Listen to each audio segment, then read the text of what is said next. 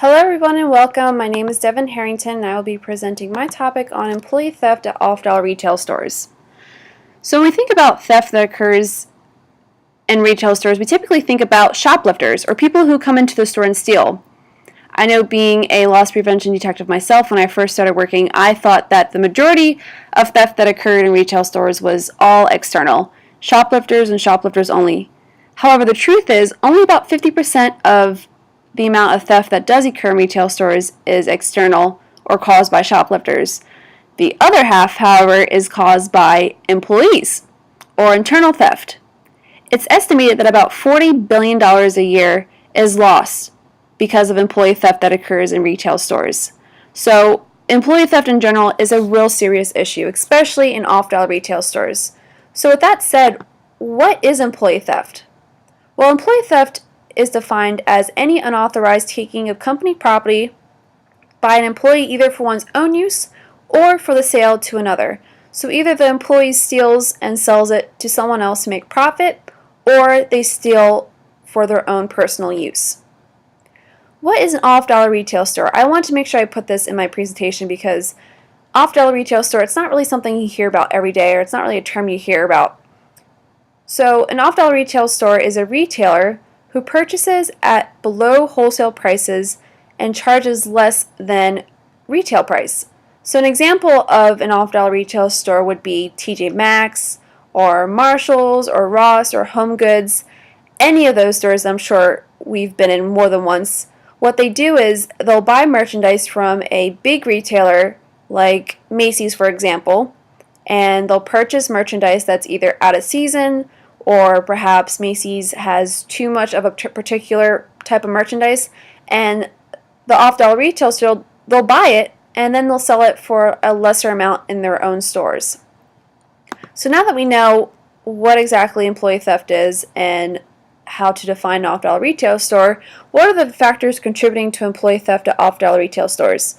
Referring to the crime triangle, we know that offenders and targets are not the only factors that contribute to employee theft. There are also other people and other factors that contribute to employee theft.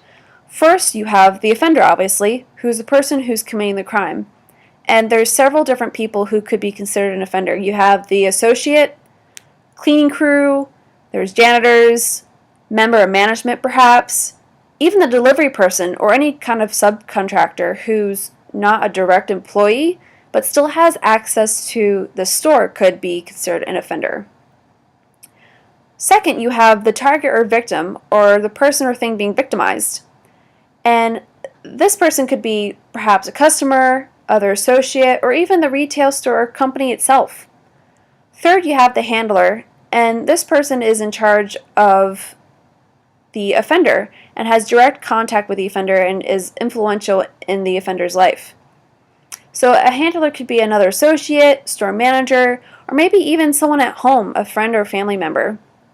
Fourth, you have the guardian, and the guardian is in charge of the target or victim, making sure that they're not victimized.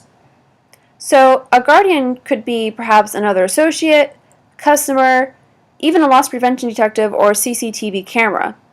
Lastly, you have managers, and these people are in charge of the store in general, making sure that the people and things in the store are protected. And someone who could be considered a manager would obviously be the store manager, or any person who is in management could be considered a manager.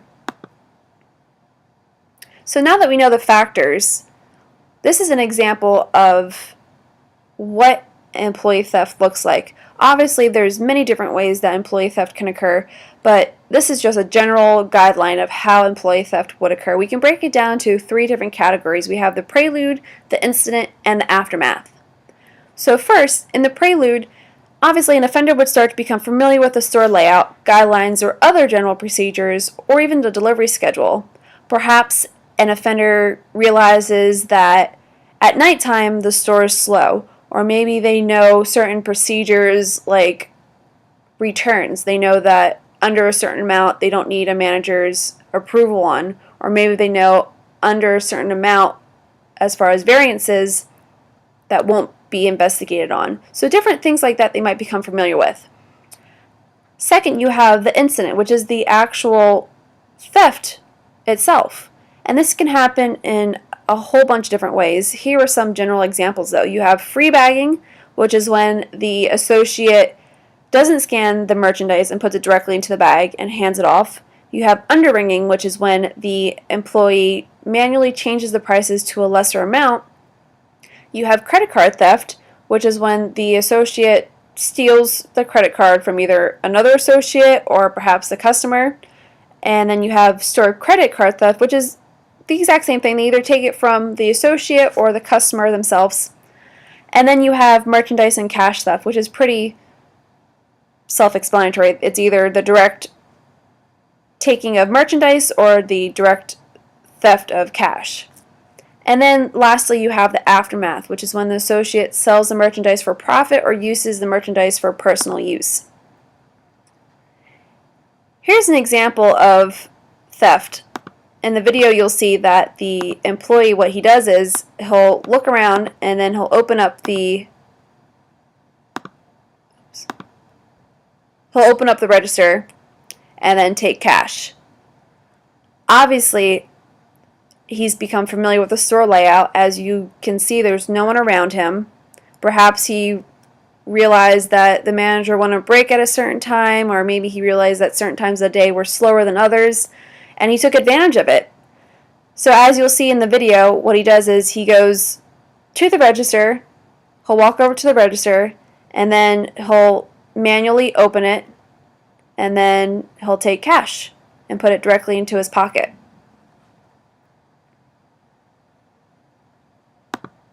So now that we've seen examples and we know the definition of employee theft, how can off-dollar retail stores respond in order to reduce the amount of employee theft that occurs in their stores? There are several different ways. First would be to remove the excuses that offenders may use to try to justify their actions. An example of this would be placing perhaps signs in the employee lounge, making sure that employees know that stealing is a crime.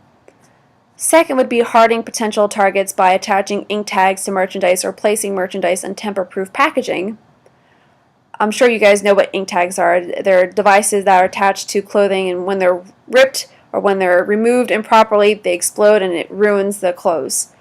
So it definitely deters people from stealing. Third, you have having managers tighten control access on restricted areas. This could be done either by having a certain access code to restricted areas like cash office or in the manager's office, making sure that only certain people are allowed in those areas.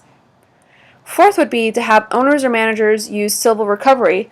Civil recovery is used in order to recover the amount of merchandise that's lost, and so that way stores can have restitution for the loss that's stolen. Fifth, you have improved the place or environment by improving the layout and displays of off-dollar retail stores. This can be done by reducing the number of blind spots or places that employees can stash merchandise. And lastly, you have increased the risk of crime for offenders by installing and monitoring CCTV cameras.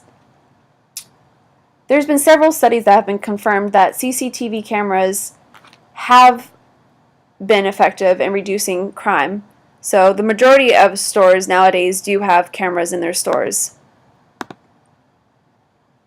Some responses that have limited effectiveness are having an off-dollar retail store hire store detectives. Only a small amount of research, surprisingly, supports the fact that store detectives have any impact on catching employees. The reality is that chances are a detective is not going to be present when an employee steals. However, studies have confirmed that when the presence is known that a detective is in the store, theft occurs less likely, which makes sense because if an employee knows that a store detective is watching them, they're not going to steal. So that makes sense. Second, you have having off-dollar retail stores start arresting and prosecuting shoplifters. Most research explains that the chances of getting caught are so low and the chances of getting any kind of serious punishment are so minute that most motivated offenders do not take those costs into any kind of consideration when stealing. So that basically wraps up my presentation. I hope you guys enjoyed it, and I hope you guys learned about employee theft. I know, being a detective, I'll take what I've learned here and definitely use it in my work. So if you guys have any questions, please feel free to ask. Thank you. Have a great day.